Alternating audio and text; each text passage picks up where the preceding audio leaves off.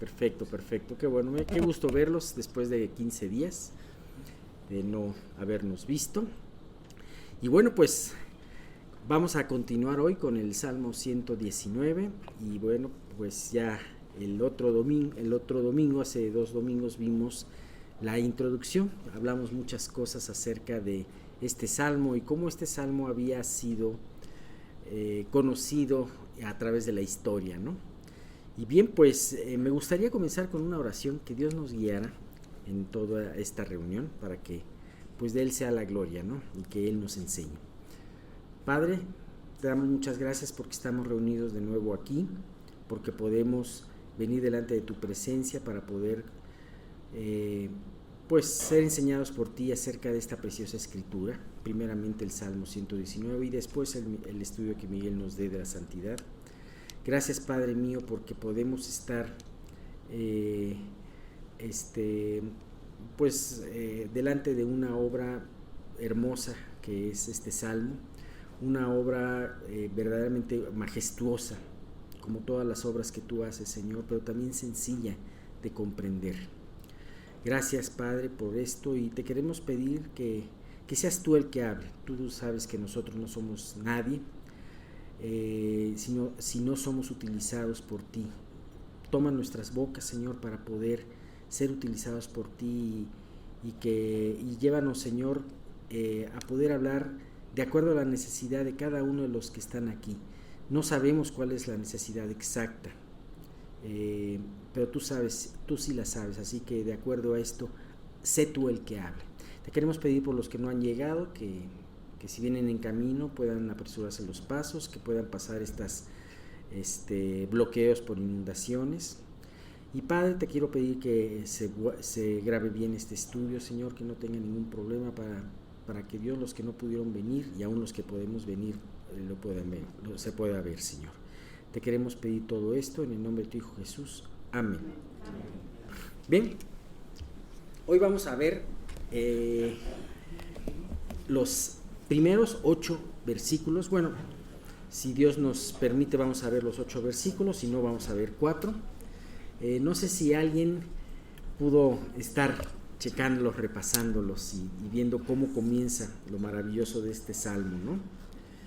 Y bien, pues primero vamos a ver la primera parte. La primera parte comienza con la primera letra del alfabeto, Aleph, exactamente. Y bien, pues no sé si algunos... Empieza muy parecido al Salmo 1, sí, exactamente.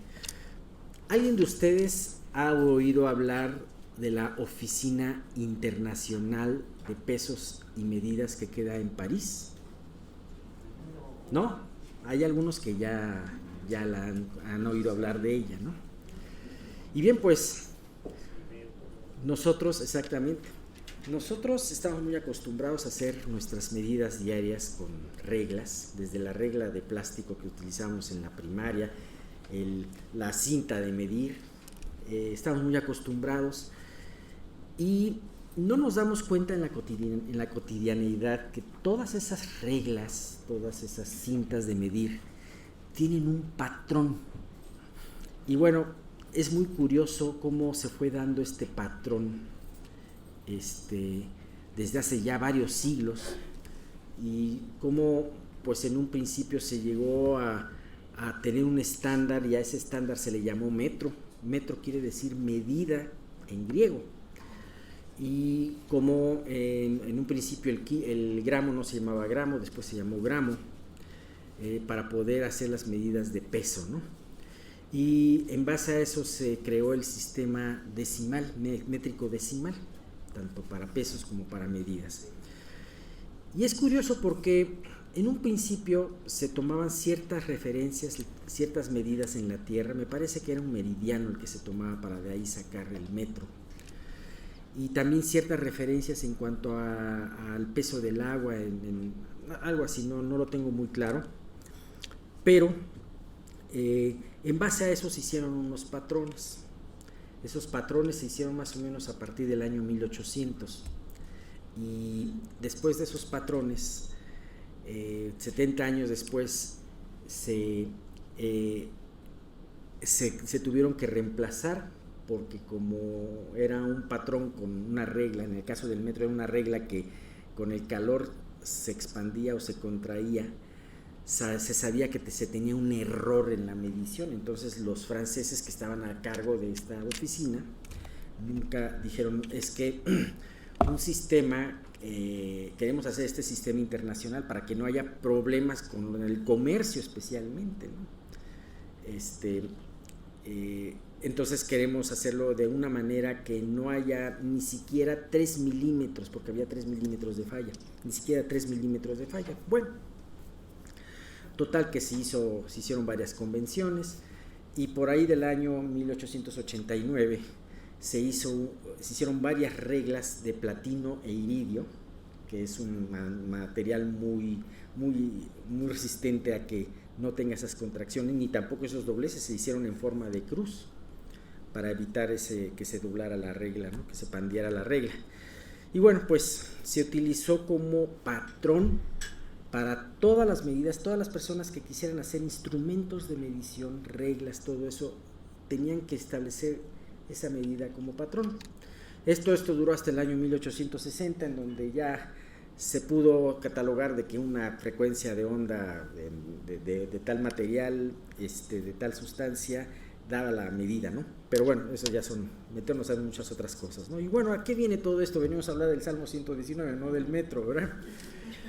Lo que pasa es que eso es un patrón de medida, un patrón que hemos visto que a pesar de tanto esfuerzo internacional, de todas formas sigue siendo un patrón inexacto, pero es un patrón confiable en donde todas las medidas que utilizamos están basadas en ese patrón. Bueno, pues ¿cómo empieza el Salmo 119? Bienaventurados los perfectos de camino, los que andan en la ley de Jehová. En pocas palabras dicen, bienaventurados los que tienen ese patrón perfecto como el que dirige su vida. Y déjame decirte una cosa, todo lo que hemos visto acerca de lo preciso y lo cuidadoso, hay una oficina especial que cuida esos patrones de medida para poder hacer algo tan trivial como medir. Ahora, en la vida espiritual tenemos un patrón mucho más exacto y mucho más profundo, y ese es el patrón de las Escrituras. Y se me hace muy bonito que el Salmo 119 comience hablando de la perfección de este patrón. Dice, bienaventurados los perfectos de camino. ¿Pero por qué perfectos de camino? Porque andan en la ley de Jehová. Y es ese patrón exacto el que Dios nos quiere enseñar, en el que cual podemos ajustar nuestra vida. Que eso no depende, es un patrón no hecho por hombres, es un patrón hecho por Dios, es un patrón que una vez que se creó va a ser eterno y que siempre podemos confiar en él. Así como los que hacen todas estas instrumentos de medición tienen que ir a la oficina a medir en ese patrón, así también nosotros tenemos ese patrón que es la palabra al que continuamente podemos recurrir y ver cómo estamos, ¿no? Bien, vamos a leer estos primeros 8 versículos. Bienaventurados los perfectos de camino, los que andan en la ley de Jehová. Bienaventurados los que guardan sus testimonios y con todo el corazón le buscan, pues no hacen iniquidad los que andan en sus caminos. Tú encargaste que sean muy guardados tus mandamientos. Ojalá fuesen ordenados mis caminos para guardar tus estatutos. Entonces no sería yo avergonzado cuando atendiese a todos tus mandamientos. Te alabaré con rectitud de corazón cuando aprendiere tus justos juicios. Tus estatutos guardaré, no me dejes enteramente. Bien, empezamos aquí, como habíamos dicho, con la primera letra del alfabeto hebreo. ¿Qué mejor forma de empezar que con una bienaventuranza? Y podemos ver en otras partes de la palabra cómo ciertos discursos comenzaron con esas bienaventuranzas. Jesús, nuestro Señor, comenzó más importante, más famoso, más célebre discurso del Sermón del Monte, precisamente con las bienaventuranzas. Estos salmos, este libro de salmos que estamos viendo, precisamente el salmo número 1, ¿cómo comienza? Con una bienaventuranza, bienaventurado. Bienaventurado quiere decir feliz. Ajá. Entonces, Jesús comenzó su sermón del monte diciendo, ¿cómo puedes ser feliz? Y el salmista que escribió el salmo número 1, como introducción a todo el salterio, dijo, ¿cómo puedes ser feliz? Y ahora el salmista encargado de hacer este gran salmo, el más grande de todos, te dice, ¿cómo eres feliz? En esta primera sección nos habla de bienaventurado el perfecto en camino. Pero para evitar, porque esa palabra perfección puede ser muy mal usada. Hay una perfección para el mundo que definitivamente dista mucho de ser la perfección para Dios. Sin embargo, la perfección para Dios dista de ser mucho la perfección para el mundo. ¿Por qué? Porque el mundo no toma el estándar de medidas y de pesos que Dios toma. Toma otro estándar completamente corrompido, ¿no? Ajá. Completamente doblado. Ajá. Bien, ahora aquí se habla de perfección, perfectos de camino. Aquí, ¿quién se considera perfecto de camino? Qué alivio, porque si alguien hubiera levantado la mano, yo creo que se tendría que hablar con él. Se le regalaría una exhortación. Bueno, bienaventurado dice, es que nadie es, dice, bienaventurados o felices los del perfecto camino. Sin embargo, dice, aquí se habla de un camino que no tiene nada de contaminación, tenemos en cuenta nada de engaño, nada de duda, un camino íntegro, un camino completo. También la palabra utilizada para perfecto es la misma palabra utilizada para completo, para íntegro. Da la sensación de que esa perfección para Dios es algo que no le sobra ni le falta nada, ¿no? Como la creación, podemos verlo, ¿no? Ahora, ¿cómo podemos tener ese camino? Dice, los que andan en la ley de Jehová. Impresionante. Para Dios el perfecto de camino no es el que anda con otros estándares, sino es el que anda en la ley de Jehová, el que va constantemente a ese patrón de referencia, ¿no? El Salmo 119, versículo 7, la primera parte, dice así: la ley de Jehová es perfecta, que convierte el alma. Ya nos dimos cuenta entonces que la ley de Dios, como dice este Salmo 19, es perfecta. Y esta ley puede hacer perfecto a todo aquel que la sigue. ¿Por qué? No quiere decir que seamos perfectos, no quiere decir que sea algo que ya hayamos logrado. De hecho, vamos a hablar de eso en la segunda parte de esta primera parte, del versículo 5 al 9, del 5 al 8, perdón. Sino que el que anda en la ley de Jehová anda en el camino de la perfección. Ajá. La ley de Jehová es perfecta, convierte el alma, hace perfecto a aquel que anda en esa ley, ¿no? Bien, ¿por qué? Porque gracias a esa ley, cada uno de nosotros podemos ser enfrentados en nuestra vida, medir nuestra vida, si nos hace falta un poco o no. Exactamente.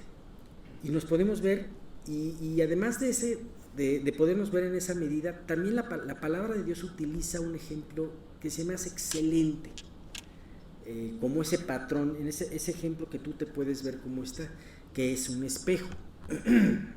El día de hoy nosotros podemos ir por ejemplo, a este baño y podemos ver un espejo muy bien hecho, un espejo en donde prácticamente la imagen es real. tiene algunas diferencias, se ven a veces un poquito más grandes, pero en aquel entonces los espejos no eran tan buenos.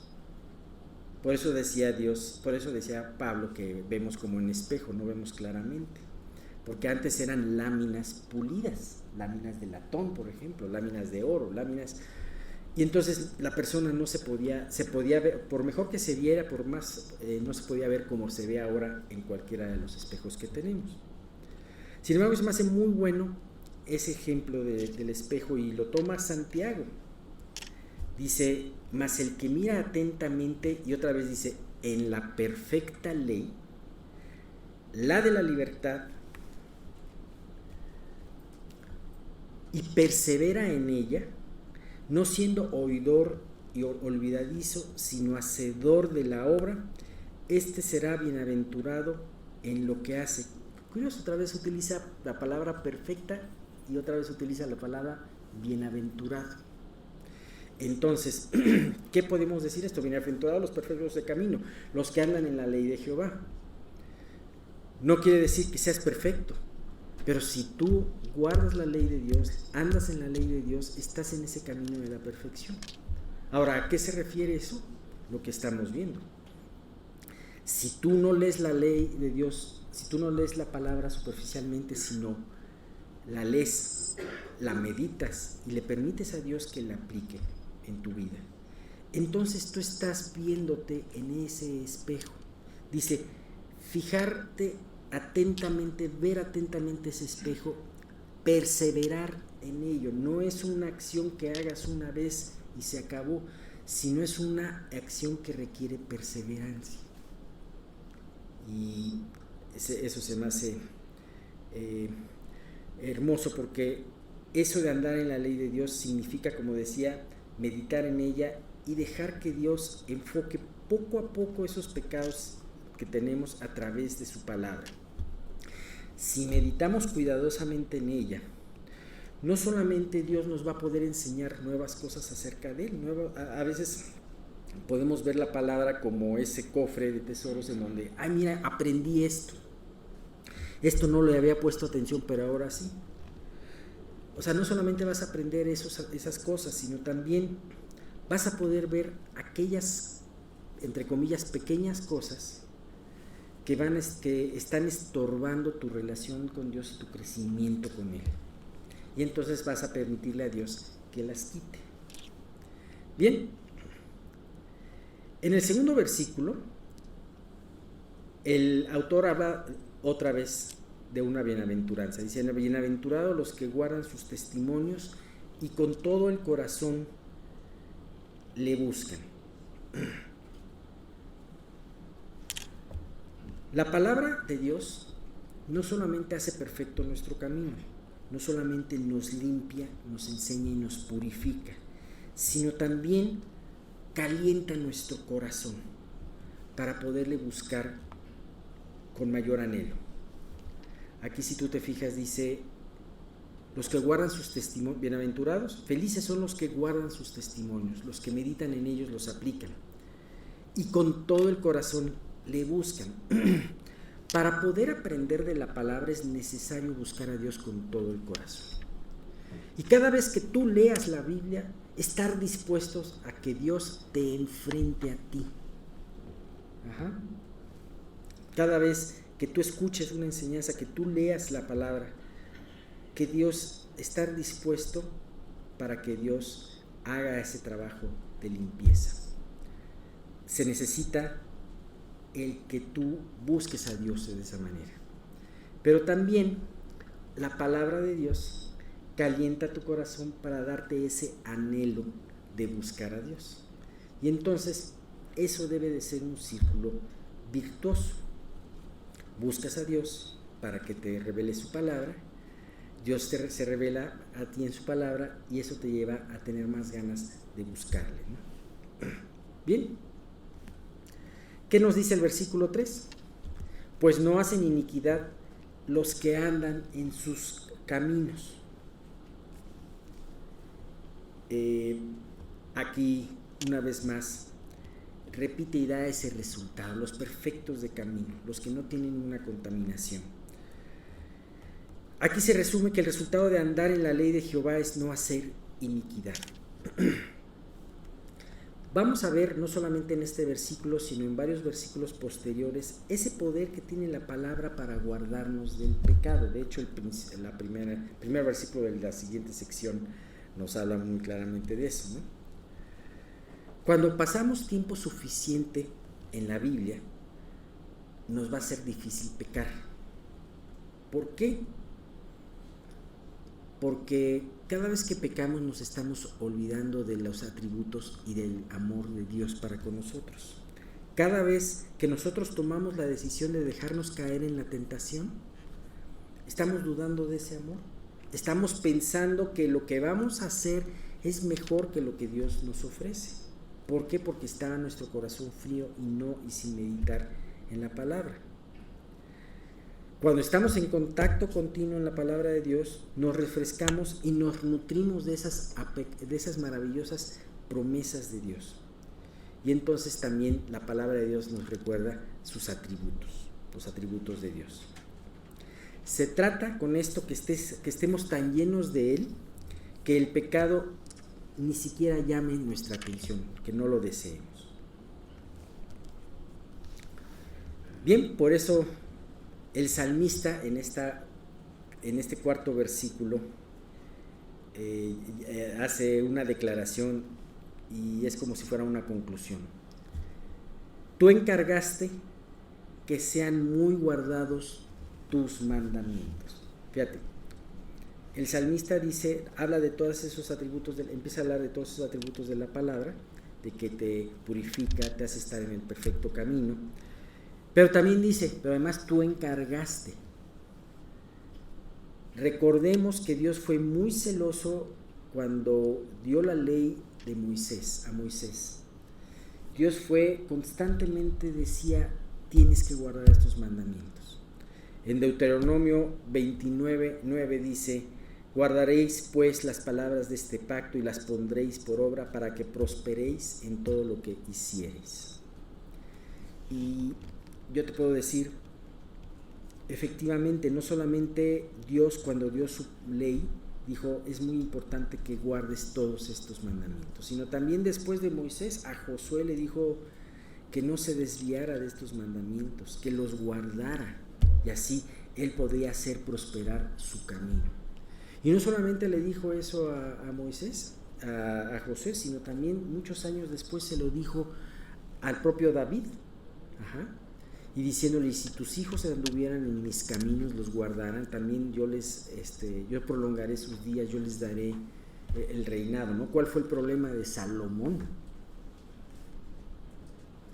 O sea, David, aunque cometió errores, David tú puedes decir, oye, pero David no fue perfecto el camino, pero para Dios, pero sí estaba en ese camino de perfección.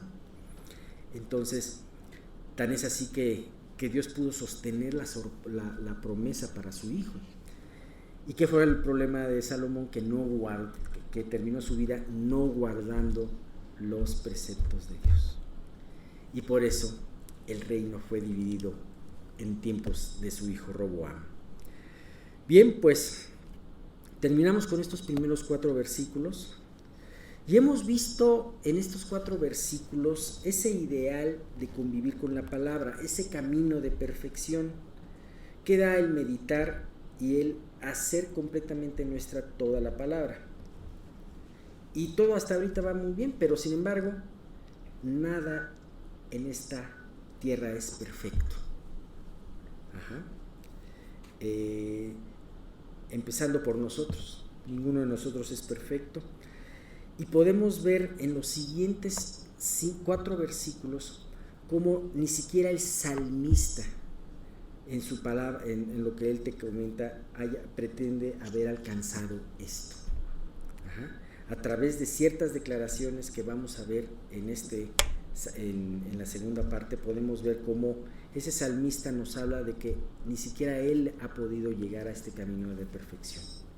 Sin embargo, no por eso no sigue caminando y no por eso sigue habiendo este crecimiento para él, ¿no? Y bien, pues vamos a quedarnos ahorita en esta parte y continuamos, si Dios quiere, los siguientes 4 versículos el próximo domingo.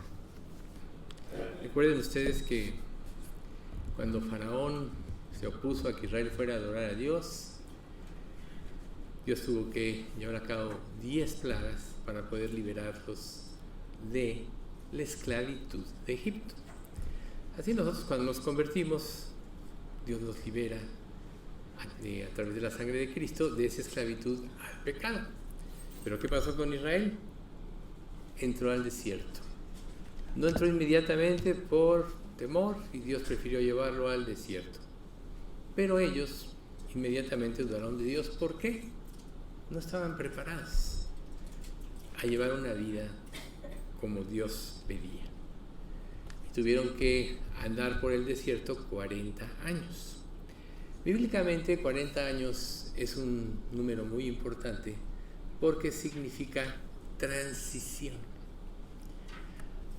Durante todos esos 40 años Dios levantó una nueva generación y la preparó para entrar en la tierra prometida.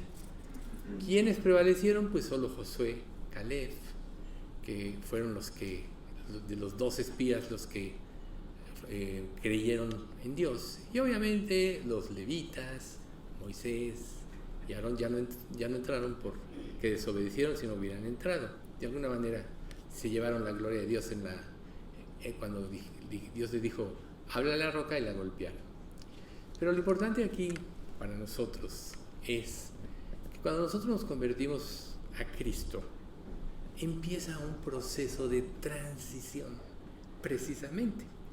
Y la parte del desierto es algo muy importante porque ¿qué características tiene el desierto? No tiene agua, es árido, hace calor, en las noches hace frío, no hay pan para comer.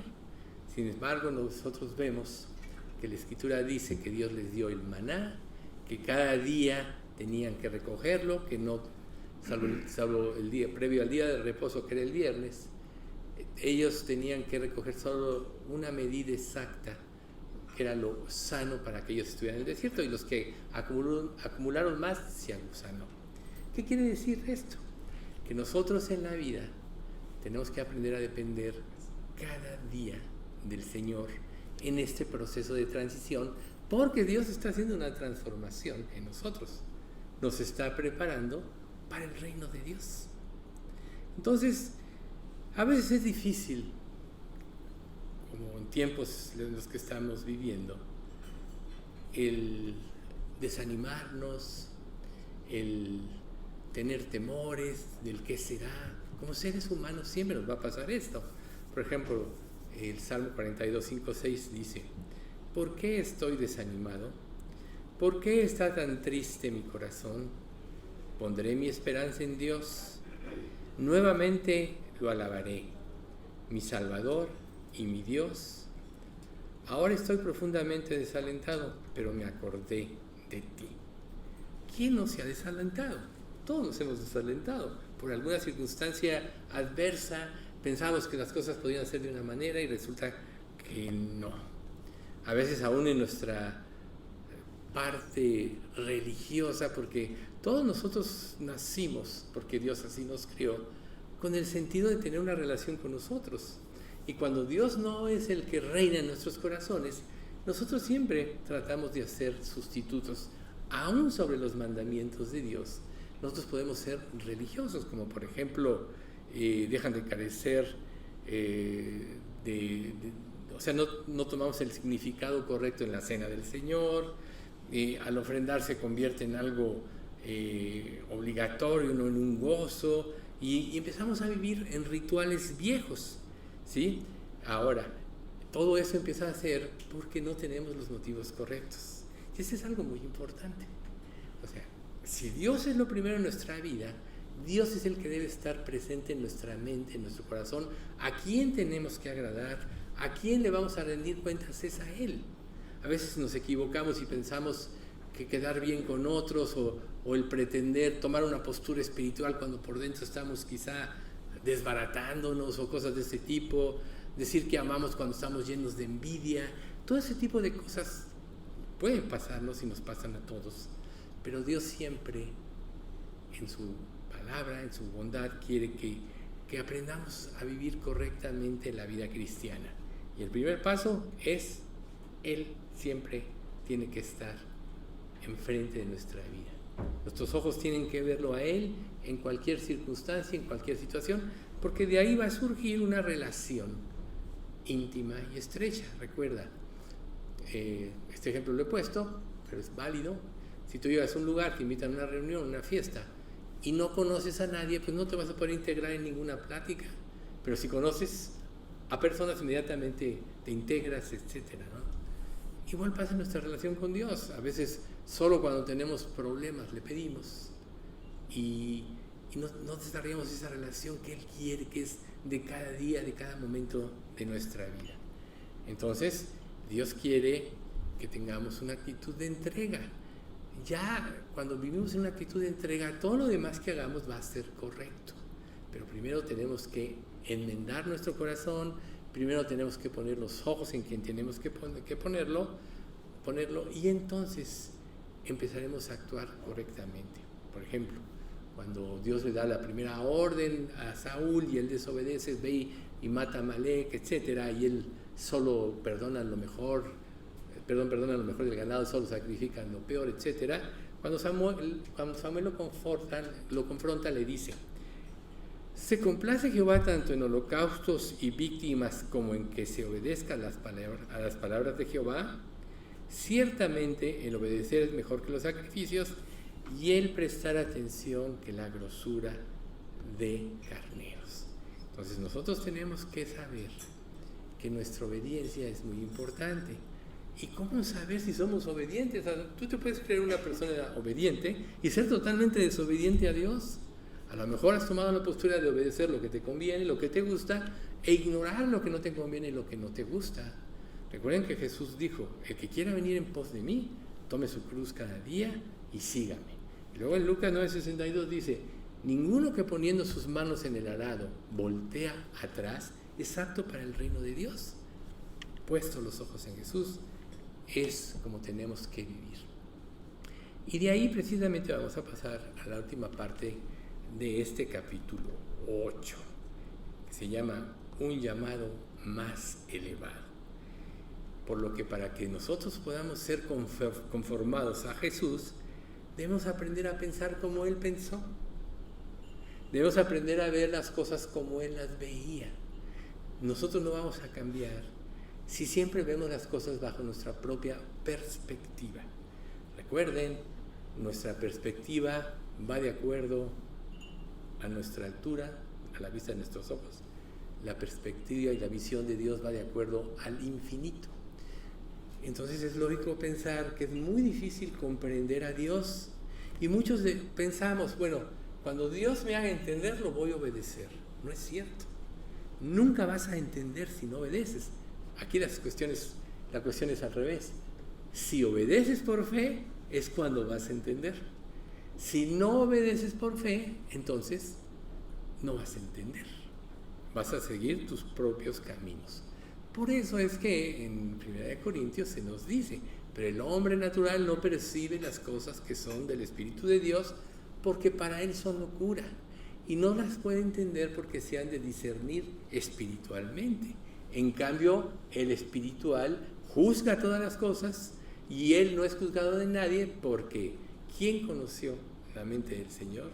¿Quién fue su consejero o quién le instruirá? Mas nosotros tenemos la mente de Cristo. Entramos al desierto de la vida, o sea, a esta etapa a partir de la conversión hasta el momento en que nos llame a su presencia, y nosotros tenemos que aprender a pensar como Cristo, porque ya nos dio en la conversión, en la regeneración, Dios ya nos dio la mente de Cristo. El hombre natural no tiene la mente de Cristo, por eso dice: no percibe las cosas que son del Espíritu de Dios.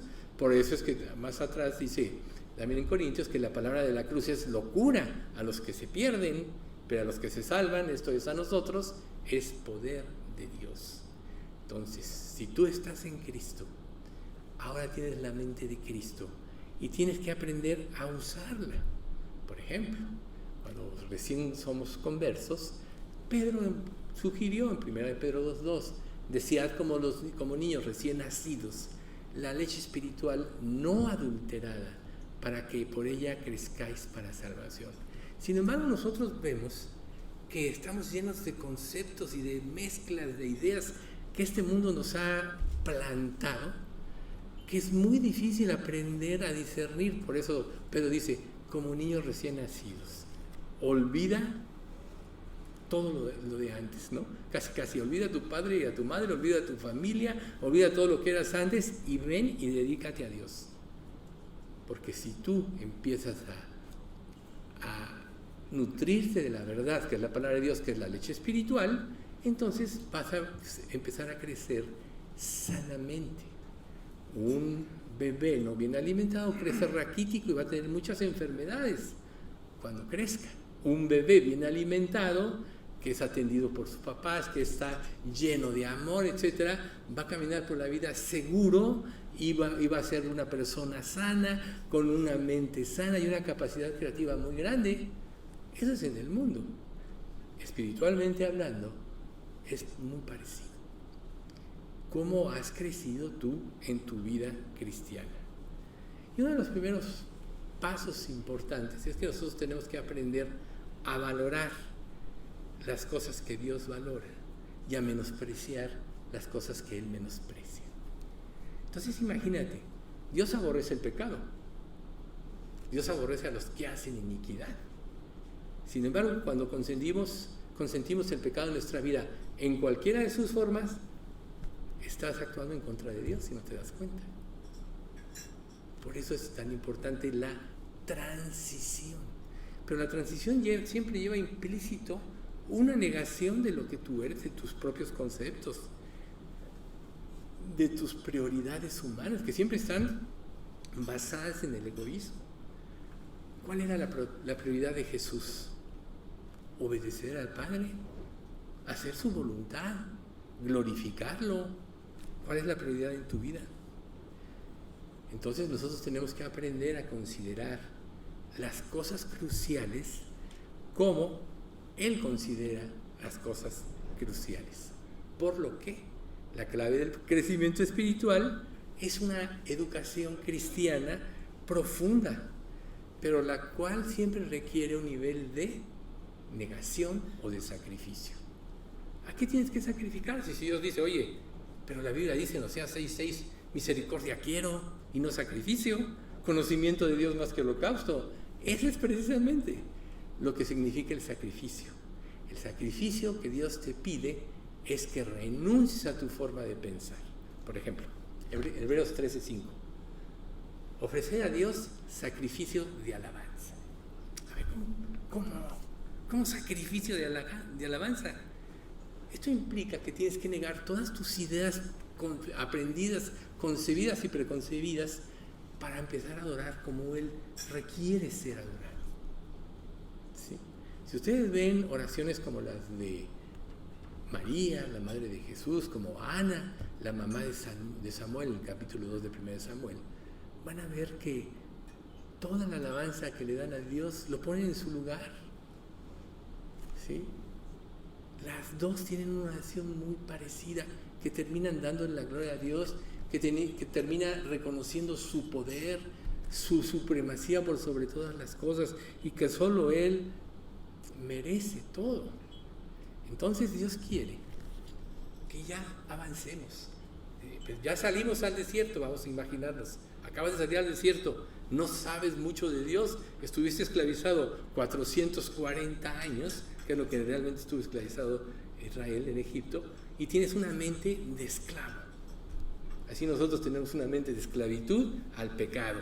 No sabemos pensar correctamente, pero sales una nueva vida y tienen que empezar a haber cambios en tu vida.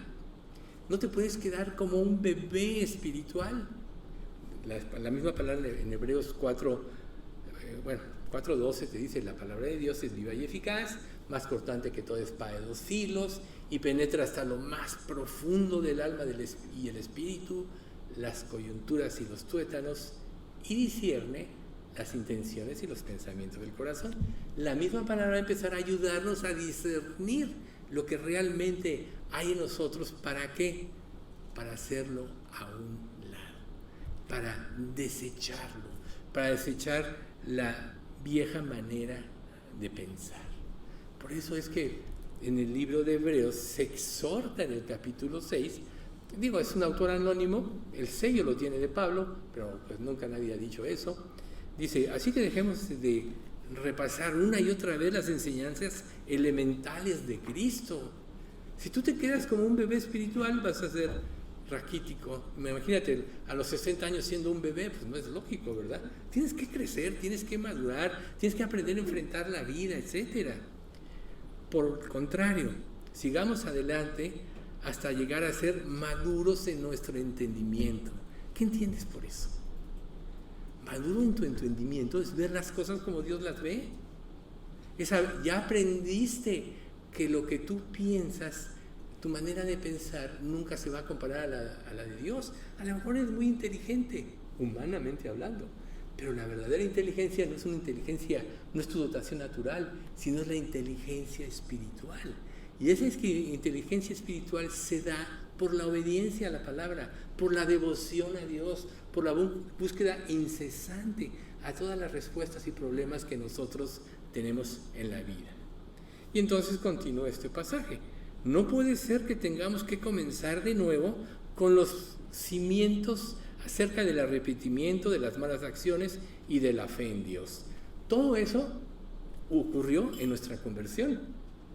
Ya sabes que eres pecador, ya sabes que tienes que arrepentirte. Dios te cambió el corazón, Dios te llevó al arrepentimiento, Dios te dio la fe que salva y Dios te dio la mente de Cristo. Pero ya pasaste eso. Si eres salvo, ya pasaste eso. No te puedes quedar en eso.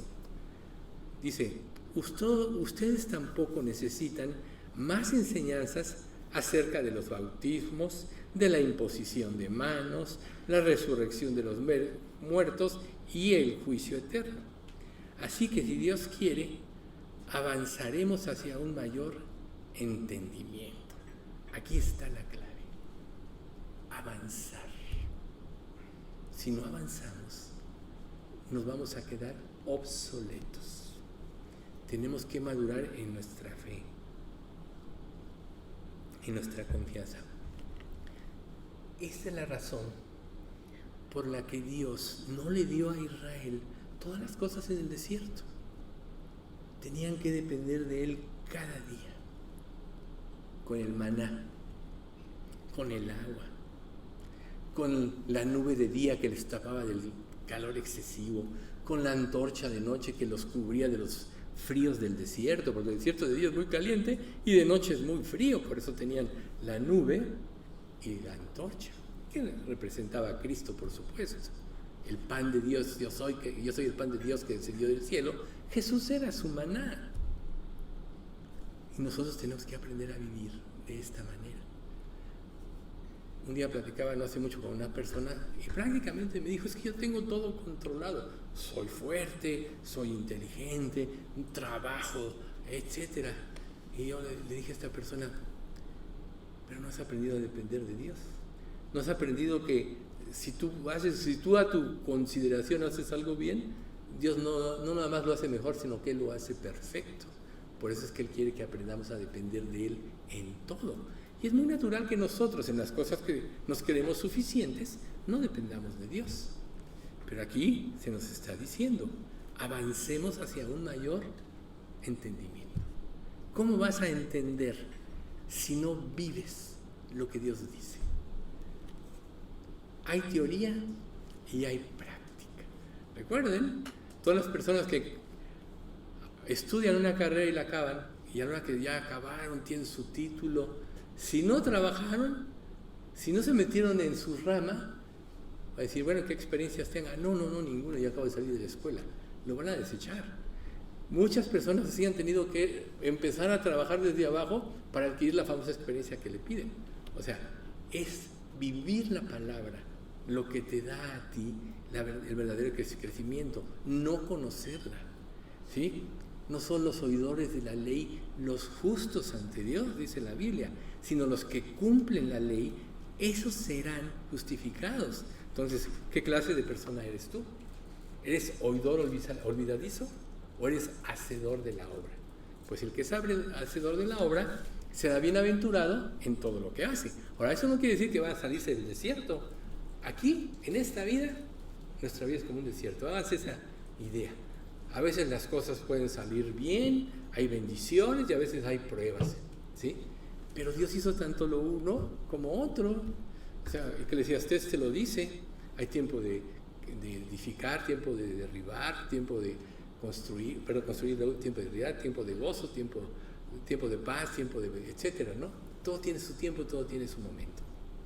Entonces hay tiempos de pruebas y hay tiempos de bendiciones, pero esto es repetitivo en nuestra vida porque nosotros necesitamos de las pruebas. Cuando Dios las permite, Dios no es egoísta de decir, ahora eres mi hijo, vas a sufrir. Él las pruebas las pone en nuestra vida para enseñarnos a vivir como Él quiere que vivamos, para formar a Cristo en nosotros. Entonces, debemos amar las pruebas porque es cuando vemos más vivo a Dios. Cuando todo va bien, naturalmente como humanos, nos olvidamos de Dios. Acuérdense cómo Josué, ya que entraron en la tierra prometida, no habían acabado de conquistarla, pero ya era el tiempo de que Él descansara. Él les dice, bueno, ustedes si no siguen a Dios, se van a desviar y les va a pasar todas las advertencias de las maldiciones de la desobediencia.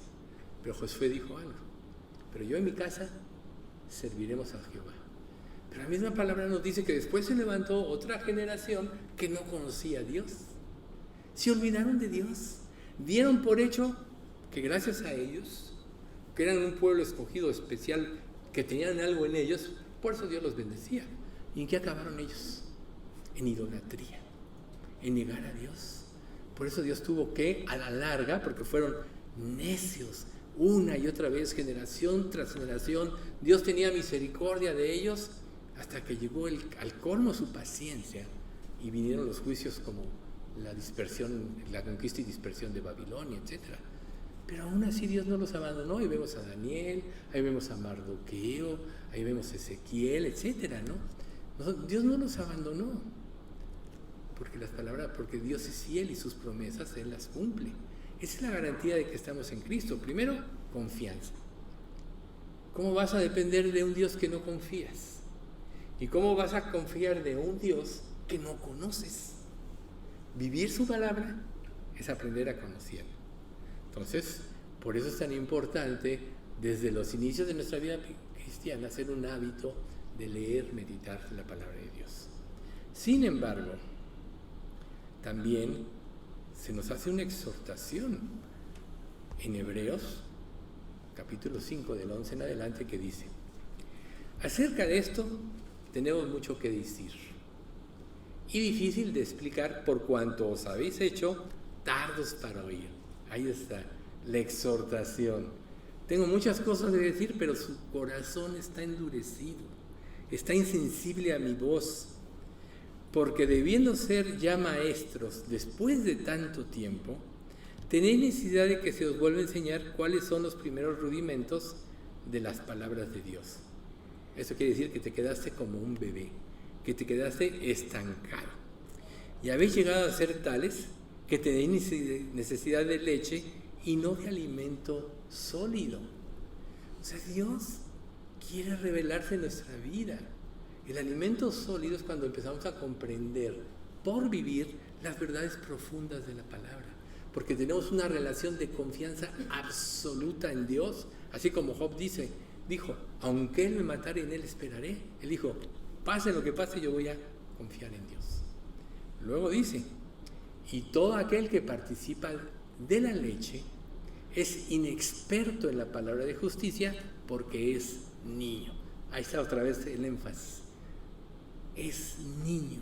Si todo te conformas con medio nutrirte y no piensas en Dios, no estás pensando en todo lo que Él te ha revelado, cómo lo puedes aplicar en tu vida, no ves los errores de tu vida. Todos nosotros estamos viciados en los errores que tenemos en nuestra vida. Están velados a nosotros mismos por nuestro orgullo que tenemos natural. Y entonces pensamos que estamos bien en muchas cosas, hasta que nos enfrentamos a la palabra de Dios, que nos dice que no hay justo ni aún uno, que no hay quien entienda, etc. Entonces, si nosotros no crecemos, nos vamos a quedar como niños espirituales. Pero luego viene el versículo 14, que es importante.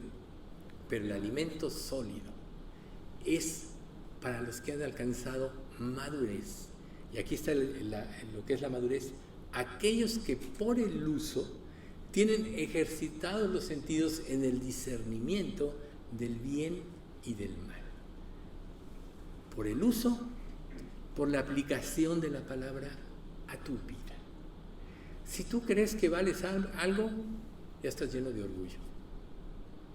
Ninguno de nosotros vale nada. Recuerden cuando David, poco antes de su muerte, haciendo oración, él dice, porque ¿quién soy yo? ¿Y quién es este pueblo que pudiera ofrecerte cosas semejantes? Pues todo es tuyo, y de lo recibido de tu mano te damos. No hay nada que tengamos por nosotros mismos. Dios nos lo dio todo. Y cuando nosotros creemos que valemos algo, realmente es cuando menos valemos espiritualmente. Recuerden, soy gusano y no hombre, oprobio de los hombres. Obviamente aquí no se quiere insultar a nadie se le quiere decir gusano, pero eso es lo que somos realmente. O sea, no, estamos reprobados en cuanto a nuestra vida sin Dios. El único valor que vamos a tener para la eternidad es lo que Dios hizo en nosotros. Es cuando dispusimos nuestro corazón y lo dejamos actuar. Es cuando le buscamos hasta encontrarlo. Recuerden, me buscaréis y me hallaréis, porque me buscaréis de todo vuestro corazón. Aquí está la clave. De todo corazón. Con toda tu mente, con todo tu cerebro, con todo tu ser. Esa es la forma. Entonces, nosotros tenemos que saber que desde el momento en que nosotros nos convertimos, Dios nos hizo santos. La palabra santo quiere decir apartado o separado para Dios. Y este pasaje de 1 Corintios 1:30 nos aclara el proceso. Mas por él estáis vosotros en Cristo Jesús, el cual nos ha sido hecho por Dios sabiduría, justificación, santificación y redención. Ahí está el proceso del crecimiento. Primero Dios te hizo entender tu condición, te dio el discernimiento y la sabiduría para convertirte. Una vez que te convertiste, viene el proceso de santificación, que son nuestros 40 años en el desierto. Periodo de transición, esta vida. ¿Sí? La santificación lleva implícito, sabiduría, justificación, cuando nos convertimos. La santificación es este proceso y la redención. Ahí en la redención se va a dar cuando Cristo venga para nosotros en el rapto. Ahí se va a completar lo que dice Filipenses 1:6. Estando persuadido de esto, que el que comenzó en vosotros la buena obra, la perfeccionará o la terminará en el día de Jesucristo. Ese día es el día del rapto. Ahí es donde Dios nos va a hacer semejantes plenamente a Jesús, y eso te lo dice 1 Juan 3:2, ¿no? Ahora somos hijos de Dios y aún no se ha manifestado lo que hemos de ser, pero sabemos que cuando Él se manifieste, seremos como Él, porque le veremos tal cual es. Ahí se termina el proceso. Pero en este proceso de santificación tenemos que purificarnos cada día. Por ejemplo, ¿haces tú un análisis de tu vida en las tardes, noches, de cómo fue tu día? Analiza si pecaste, analiza si fuiste deshonesto en un comentario, analiza si tuviste un mal pensamiento. Recuerda que es muy común que tengamos malos pensamientos, todos los tenemos. Pero dice la Escritura, ¿no hierran los que piensan el mal? Misericordia y verdad alcanzarán los que piensan el bien. Entonces, cada vez que piensas mal, de alguna manera estás cerrando, porque aquí te lo dice la palabra. Dices, es que si no pensara mal, entonces no me puedo prevenir. ¿Y que acaso no tienes un Dios todopoderoso que está por ti? Yo te diría, más bien, al no pensar mal, tienes más discernimiento para ver la actitud de las personas. Y si no lo tuvieras, Dios te lo daría. Porque recuerden, Jehová se levantará tras mí como poderoso gigante. Nunca se les olvide Dios es un poderoso gigante que nos está cuidando y nos está llevando. ¿O acaso no nuestra vida cristiana eres el que la está llevando? ¿Acaso no eres el que está actuando en nosotros para formar a Cristo? ¿Creen que Él se descuida por un momentito? ¡Ay, ya me distraje y Satanás actuó! ¡Ay, qué bárbaro! A ver, ahora cómo le hago. Él no pierde en ningún momento el control. Es omnisciente. ¿Sí? Entonces, aprendamos lo que dice la palabra. Si somos justificados, tenemos que ser santificados. Y santificados, lo reitero, es parecerse cada vez más a Él. Por eso Lutero utilizaba mucho esta frase que ya comentamos la vez pasada: simul justus et pecador, que dice al mismo tiempo justo y pecador. Pues sí, si nos damos cuenta, fuimos justificados por Dios, Dios nos ve perfectos, pero no dejamos de ser pecadores. ¿Pero eso anula la gracia de Dios? No, al contrario, Dios está trabajando para que pensemos como Cristo. Si tú piensas y actúas como Cristo, automáticamente no vas a pecar. Por ejemplo, el amor. El que no ama no conoce a Dios, porque Dios es amor. Entonces, ¿cómo amas o no amas? Tienes que pensar en eso. El amor no es algo que tú tienes que decir, ay, tengo que amar y voy a amar. El amor es un sentimiento que brota de lo profundo de tu corazón, pero de un corazón transformado. Dios amó al mundo y dio a Jesucristo. Un corazón transformado es un corazón que todo lo da. ¿Ven ustedes? No son palabras, sino son acciones. Este mundo está lleno de palabras. Nosotros vemos a todos los gobernantes de este mundo diciendo cosas, llenos de promesas, y nadie cumple nada. Llega al grado que ya ni le creemos. Hay palabrería, ¿no? O sea, ¿tú crees algo de lo que dicen? Pues hemos sido decepcionados, cuando menos yo en mis años, hemos sido decepcionados por 12 sexenios, 12 presidentes. 12, se dice poco, ¿verdad? Y todos mienten, todos dicen voy a hacer, yo voy a hacer lo otro. Unos ¿cómo se llama? Critican unos a otros, etcétera. Pero así es este mundo, así vemos cómo es este mundo. Por eso Dios quiere en nosotros honestidad, que aprendamos a depender de Él, que pongamos nuestra vida o las injusticias que sufrimos en sus manos. Primera de Pedro 1:23 decía, o dice, mejor dicho, perdón, quien cuando le maldecían no respondía con maldición, cuando padecía no amenazaba, sino encomendaba su alma al que juzga justamente. A veces tú ni siquiera estás consciente de todos los peligros que vives, de todas las amenazas que puedes tener o vivir. Ni siquiera estás consciente. Ni siquiera sabes de cuántas cosas te ha librado Dios. Ni siquiera lo sabes. Pero creerle a Dios significa, Señor, yo sé que tú me guardas. Y cuando Él permite cosas en nuestra vida, siempre tiene un propósito: despabilarnos, ¿no?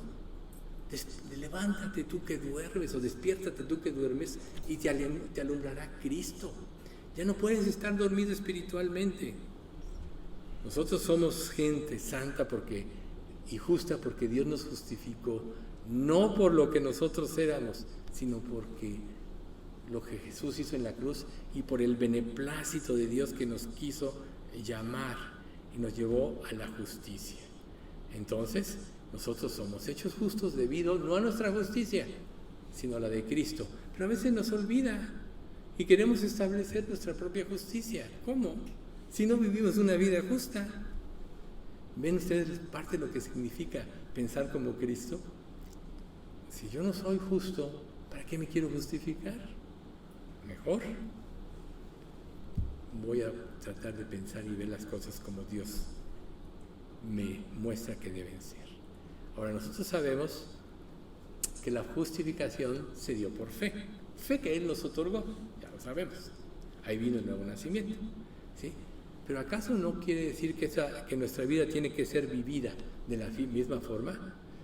Dice la Escritura, porque en el Evangelio la justicia de Dios se revela por fe y para fe. Como está escrito, mas el justo por su fe vivirá. O sea, nosotros tenemos que vivir por fe, no por vista. Entonces, nos recuerda esto Pablo en Colosenses. Ustedes estaban muertos a causa de vuestros pecados y porque aún no les habían quitado la naturaleza pecaminosa. ¿Sí? Sin Cristo nadie se puede convertir, nadie puede entender, porque estamos cegados por el pecado. No podemos amar a Dios, lo odiamos, etc. Tratamos de huir de Él. Pero entonces viene la gracia de Dios. Entonces Dios les dio vida con Cristo al perdonar todos nuestros pecados. Él anuló el acta con los cargos que había contra nosotros y la eliminó clavándole en la cruz. O sea que donde estaban escritas todos nuestros pecados y todas nuestras culpas, Jesús la tomó, la pagó y la clavó. Por eso Jesús, cuando dijo consumado es, tenía mucho significado para el pensar de aquel entonces. Cuando un reo en aquel entonces, cuando una persona era condenada, en la puerta de la cárcel, de la fosa donde era, ponían la causa porque estaba condenada y lo clavaban en la puerta. Cuando cumplía su condena, entonces se ponía consumado es y salía libre. Por eso fue. Entonces, a nosotros Dios nos justificó y ya pagó por todas nuestras culpas. ¿Por qué todavía queremos vivir tan egoístamente? ¿Saben una cosa? Una de las cosas que nos hace cambiar es la gratitud por lo que Cristo hizo por nosotros. Realmente es triste, y debe ser triste para cada uno de nosotros, que no cambiamos, porque todavía no apreciamos en magnitud lo que Cristo hizo por nosotros en la cruz. Tú puedes decir en tu mente, no, sí, yo amo a Cristo y sí, estoy. Pero si tu vida no está llena de gratitud y esa gratitud te lleva a vivir para Él, no has entendido en plenitud. ¿Ves? Pero cuando creemos, la justicia de Dios pasa a ser la nuestra. Si tú realmente ya te arrepentiste, el sentirse perdonado te trae una liberación. Pero lleva implícito todo ese paquete de la transformación, ¿no? Corazón nuevo, mente nueva, etcétera. Espíritu nuevo, la mente de Cristo. Perdonado y con la mente de Cristo, tienes la oportunidad de vivir un nuevo futuro. ¿Por qué te quieres volver a esclavizar en los primeros rudimentos de la doctrina de Cristo, la de las obras muertas? Ninguno de nosotros puede cumplir los 10 mandamientos por sí mismo. Pero cuando nos convertimos y amamos a Dios, ya no es una obligación, no es una carga, sino lo hacemos por gratitud o por amor. En Gálatas te dice, porque en Cristo Jesús ni la circuncisión vale algo, Israel, ni la incircuncisión, todos los demás, gentiles, sino la fe que obra por el amor. También hay otro pasaje que dice, sino una nueva creación, igualito. La fe que obra por el amor. ¿Estás siguiendo a Dios por amor? ¿Estás obedeciéndole por amor? Si lo estás haciendo en tu propia fuerza, ya estás fracasado. El diablo trata de llevarnos a cumplir lo que sabe que no podemos cumplir, la ley. En Cristo ya cumplimos la ley. Romanos 8:1, que dice, se me fue de la mente, que dice,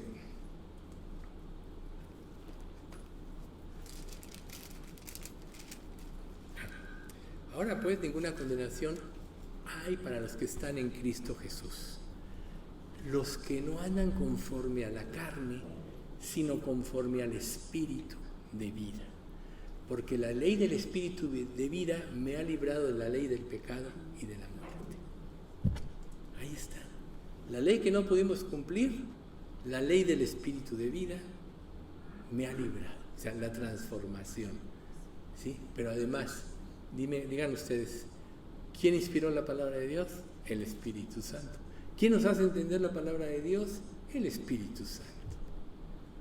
Y es precisamente Él es el que nos libera.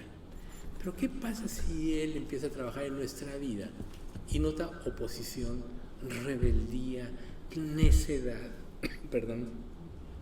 arrogancia? Te va a insistir 1, 2 o 3 veces. Si no, te va a decir, anda, cosecha el fruto de lo que quieres. Entonces, ay, pero ¿por qué me vino esta prueba? Tú te la buscaste por necio, porque no quisiste oír la voz de Dios. Cuando nosotros vivimos sin pruebas, pensamos que todo va a ser para siempre. Cuando vivimos una prueba, a lo mejor pensamos que no va a terminar. ¿Pero qué marca la diferencia en esto que pensamos? La fe en Dios, el amor a Dios. Si yo creo en Dios, creo que sus tiempos son exactos. Creo que sus propósitos son perfectos. Creo que Él me amó con un amor que no va a cambiar, es un amor inalterable. Si fuéramos infieles, dice la Escritura, Él permanece fiel, Él no puede negarse a sí mismo. ¿Por qué no le crees esto a Dios? Todos los demás problemas vienen por no creer.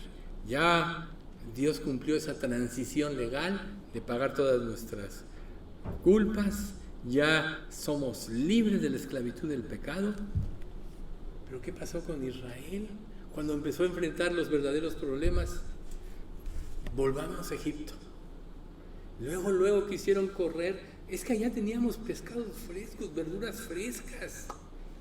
Eran esclavos, no eran dueños de su vida, pero cuando empiezan a enfrentar problemas, se quieren regresar a la vida anterior.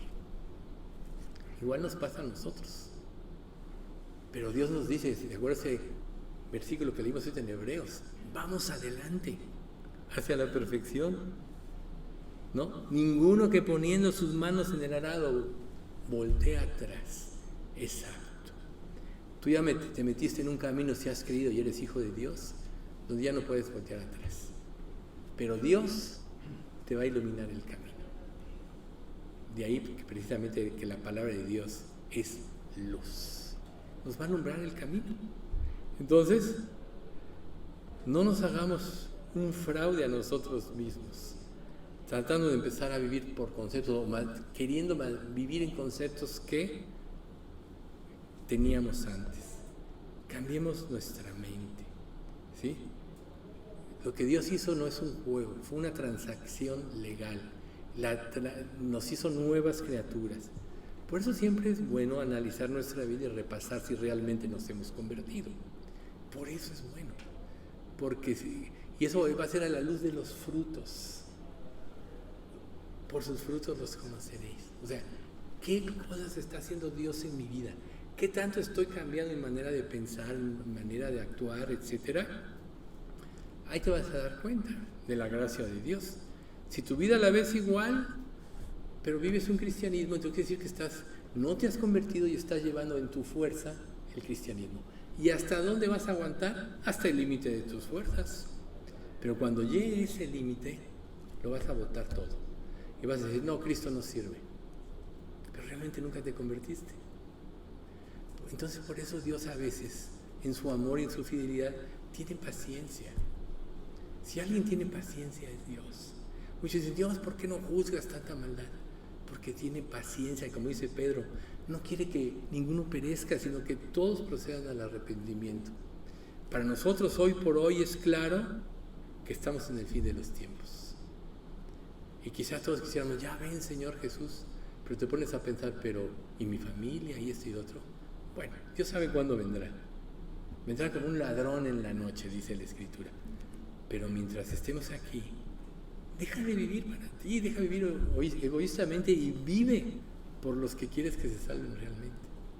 Empezando por dejar que Cristo dirija tu vida. Recuerden que la primera arma más fuerte y más valiosa para testificar es primero el testimonio. Obviamente la palabra de Dios es la que convierte, ¿no? Etcétera.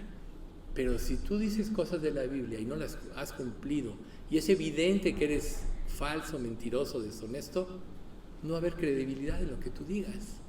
Primero tenemos que vivir la vida cristiana.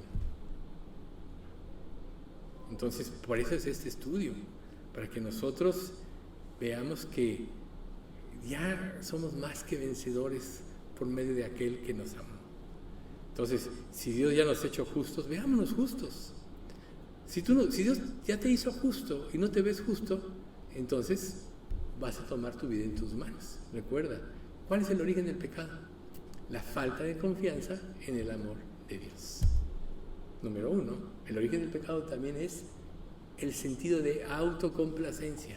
No me importan los demás, se me voy a complacer a mí mismo, ni siquiera a ti, Dios. Es el origen del pecado. Por eso Jesús dijo, el que quiera venir en pos de mí, tome su cruz cada día y sígame. Entonces, dejemos que el Señor empiece a actuar en nuestra vida. Como por eso Santiago claramente dice, la fe sin obras está muerta. ¿Sí?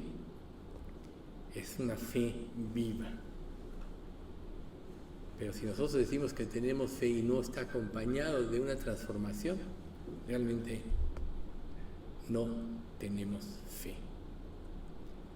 Pero si estamos en Cristo, entonces ya estamos en un proceso en cada día vamos a ser parecidos a Él. Esto quiere decir, como dijo Pablo, hermanos míos, yo mismo no pretendo haberlo ya alcanzado, pero una cosa hago, olvidando lo que queda atrás y extendiéndome a lo que está delante, prosigo a la meta, al premio del supremo llamamiento de Dios en Cristo. Pecaste en el pasado, no te entregaste, arrepiéntete. Y no permitas que eso sea un lastre que te impida la entrega. ¿Sí? Ve hacia adelante. Tú no vas a poder ir adelante si no estás confesando tus pecados. Por eso Dios dejó primera de Juan 1:9. Si confesamos nuestros pecados, Él es fiel y justo para perdonar nuestros pecados y limpiarnos de toda maldad. Entonces, si ya Dios te perdonó, ya te liberó, puedes olvidar lo que queda atrás. Pecado perdonado, olvidado, cuando menos por Dios, aunque esté en tu mente. Pero si te sientes perdonado, ya no hay culpa, ya no hay esclavitud. Entonces, arregla con Dios y extiéndete a lo que está delante. Pon los ojos en Jesús. Haz de esta enseñanza de hoy el patrón de tu vida, ¿sí? Entonces, nunca se nos olvide que Dios ya nos dio un corazón nuevo. Y si Dios ya nos dio un corazón nuevo y una mente, la mente de Cristo, podemos actuar diferentes. Si vemos que no podemos, bueno, repasamos. No es malo repasar. Si no tienes la seguridad absoluta, no es malo. Como decía Pedro, a mí no me es molesto escribir las mismas cosas, pero para vosotros es seguro. Nosotros no vamos a dejar de insistir en que repases si realmente tienes una relación con Dios. Porque la idea es que tú estés seguro. A final de cuentas, si yo siento que ya tengo una buena relación con Dios, allá cada uno de ustedes, ¿no?